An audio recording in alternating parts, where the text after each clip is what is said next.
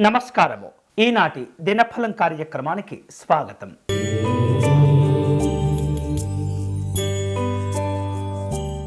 మేషరాశి వాళ్లకు వృత్తి వ్యాపారాలు నిలకడగా ఉంటాయి.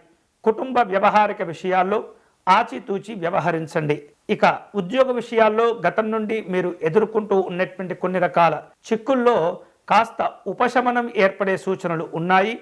ఆర్థిక వ్యవహారిక విషయాల్లో తొందరపడకూడదు. ఈరోజు మీకు అనుకూలించే దైవం లక్ష్మీ నృసింహస్వామి వారు. మీరు చేయవలసిన పూజ కరావలంబ స్తోత్రమును పారాయణం చేయండి.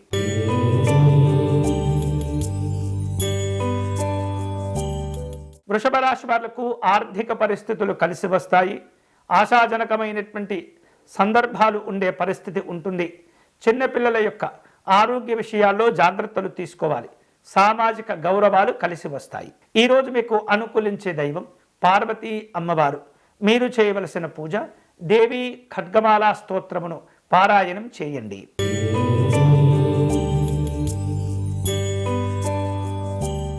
మిథున రాశి వాళ్లకు వృత్తి ఉద్యోగ విషయాల్లో సానుకూలమైనటువంటి పరిస్థితులు ఏర్పడుతుంటాయి. వ్యాపార విషయాల్లో మరింత శ్రద్ధను చూపించటం మంచిది. ఆదాయపరమైనటువంటి అభివృద్ధి ఉంటుంది. రాజకీయ కార్యక్రమాల్లో జాగ్రత్తగా వ్యవహరించండి. ఈరోజు మీకు అనుకూలించే దైవం ఆంజనేయ స్వామివారు. మీరు చేయవలసిన పూజ స్వామివారికి సింధూరముతో అర్చన నిర్వహించండి.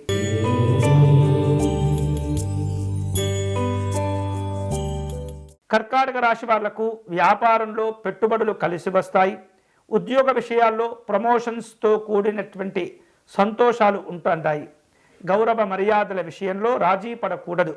అలాగని మీకు ఏవైతే కొన్ని రకాల ప్రయోజనాలు వస్తుంటాయో వాటిని కూడా నిర్లక్ష్యం చేసుకోకూడదు.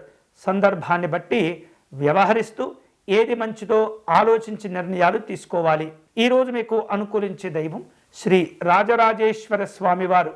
మీరు చేయవలసిన పూజ శివాలయంలో స్వామివారికి రుద్రాభిషేకము నిర్వహించండి.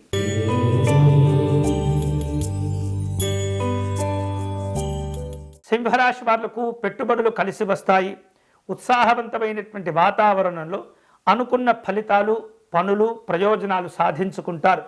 రాజకీయపరమైనటువంటి సమావేశాలు ఉంటుంటాయి. వివిధ రూపాల్లో ఉద్యోగ బాధ్యతలు పెరుగుతాయి. ఈరోజు మీకు అనుకూలించే దైవం సూర్యనారాయణ స్వామివారు. మీరు చేయవలసిన పూజ స్వామివారికి అష్టోత్తర శతనామార్చన నిర్వహించండి.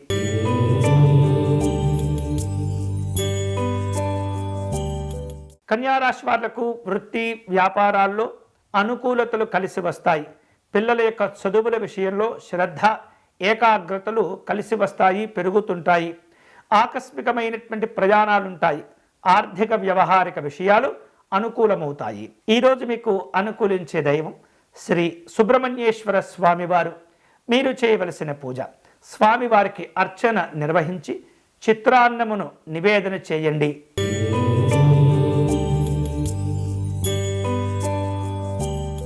తులారాశి వాళ్లకు రాజకీయపరమైనటువంటి అవసరాలు పెరుగుతుంటాయి. వృత్తి ఉద్యోగ విషయాల్లో సంపాదించినటువంటి ధనాన్ని జాగ్రత్తగా మీకు ఉపయోగించుకునే విధంగా ప్రయత్నం చేస్తుండాలి. వ్యాపారంలో అన్ని విధాలుగా యోగదాయకంగా ఉంటుంది. ఈరోజు మీకు అనుకూలించే దైవం మహాలక్ష్మి అమ్మవారు. మీరు చేయవలసిన పూజ అష్టలక్ష్మి స్తోత్రమును పారాయణం చేయండి.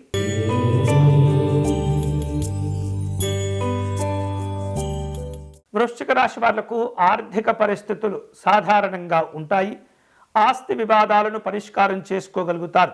బంధువర్గం వారితో అనుకూలతలు పెంచుకునే ప్రయత్నం చేయండి. ఈరోజు మీకు అనుకూలించే దైవం శ్రీ పార్వతీ పరమేశ్వరులు. మీరు చేయవలసిన పూజ గౌరీశంకరుల అర్చన నిర్వహించండి.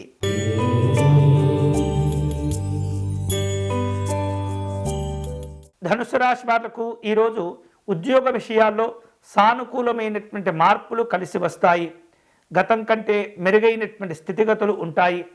శుభవార్తలు ఉంటాయి. వివాహాది శుభ కార్యక్రమాల్లో ముందడుగు వేయగలుగుతారు. ఈరోజు మీకు అనుకూలించే దైవం శ్రీ లక్ష్మీ వెంకటేశ్వర స్వామివారు. మీరు చేయవలసిన పూజ స్వామివారికి అమ్మవారికి తులసి అర్చన నిర్వహించండి.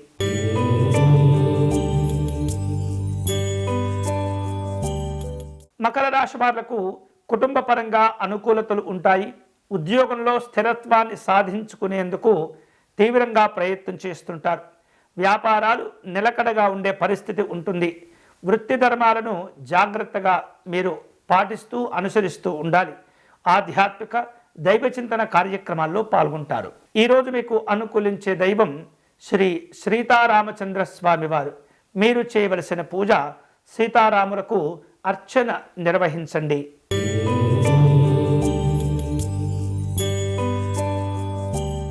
కుంభరాశి వారు ముఖ్యమైనటువంటి విషయాల్లో జాగ్రత్తగా ఉండాలి. నిర్లక్ష్యాలు ఇబ్బంది పెడుతుంటాయి. ఆర్థిక వ్యవహారిక విషయాల్లో ప్రణాళికలతో వ్యవహరిస్తూ ఉండాలి. అనవసరమైనటువంటి వ్యవహారిక విషయాల్లో జోక్యం చేసుకోకూడదు. ఈరోజు మీకు అనుకూలించే దైవం శ్రీ మహావిష్ణువు. మీరు చేయవలసిన పూజ స్వామివారిని విశేష పుష్పాలతో పూజించాలి.